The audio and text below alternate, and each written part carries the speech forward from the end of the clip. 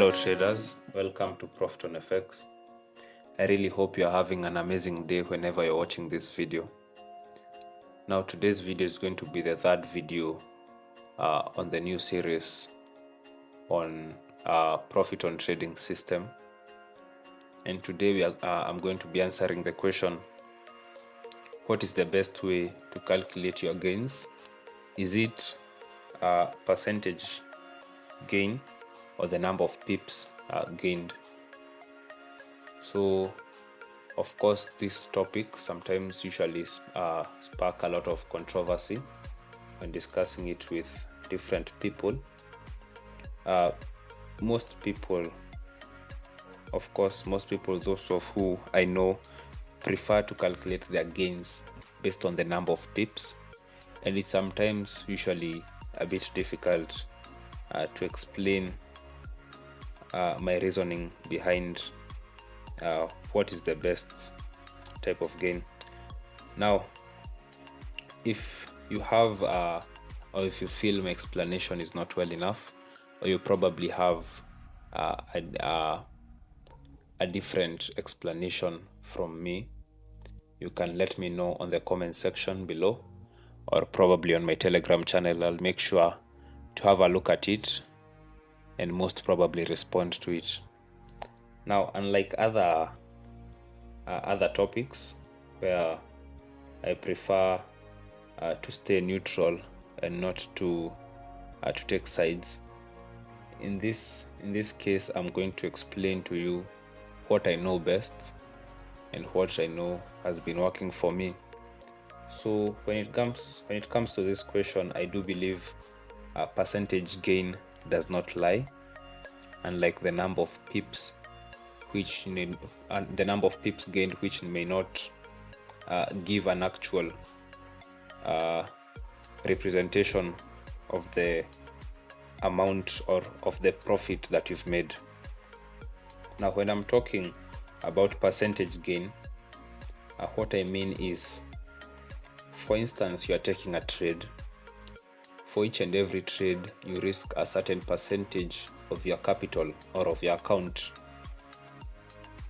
Okay, so for instance, I prefer risking at least 1 to at most 2% on each and every trade. So for me, each and every trade, I'll be risking only 1%. So if I have an account of probably, let's say, $1,000, and there are losses in that account, the maximum amount of loss that you're going to see on my account will be 1% loss, which is around $10. So you'll never see a loss of more than $10 on my account. So with that being said, that is just basically how percentage gain is usually considered. Now, on the other side, when you're talking about the number of pips gained, of course, you're talking maybe you've entered a trade on Euro US dollar, it has moved up to 10 pips, you've gained 10 pips. Now, the problem with that is you may end up sometimes incurring more loss than you are prepared to incur. Let's say, for instance, you are taking a trade, for instance, let's say two currency pairs that vary. Okay, at a currency pair like GBP US dollar, GBP US dollar is usually more volatile compared to Euro US dollar. Euro US dollar hardly moves 20-30 pips on a single hourly candle. However, on a currency pair like GBP US dollar, it is possible to see 50 pip moves on GBP US dollar. So the volatility on GBP USD is much higher. So if you end up risking the same lot size on both currency pairs, you may end up seeing you're making bigger losses on GU as compared to EU, which may have or may make your trading a little bit difficult. So when it comes to percentage gain, Most of the time, you usually have to use dynamic lot sizes. When I talk about dynamic lot size, I mean you have to use different lot sizes for each and every different trade you're taking, trade position you're taking. And the lot size will depend on the currency pair. And number two, it will depend on the stop loss range. Now, the stop loss range is the distance from the entry to your stop loss. So that's how percentage gain is. Now, another reason I prefer percentage gain is because you can actually track your progress much easily, and you are free to move or to place stop losses at different you are free to have different stop loss ranges depending on the volatility that you're seeing in the market. If you've been trading for long enough, you'll realize that even during a whole year, the market usually goes through different phases. There's a time you'll be experiencing quite big candles. For instance, you see like on GU, there's a time you'll be experiencing 1 hour candles that are roughly around 10 to 15 pips, small candles. But then there's a time you'll be experiencing candles that are roughly 40 to 50 pips on average. So in such a case, you'll have to be able to be flexible enough to adjust your lot size, to adjust your stop loss range for you to be able to still participate effectively in this forex market.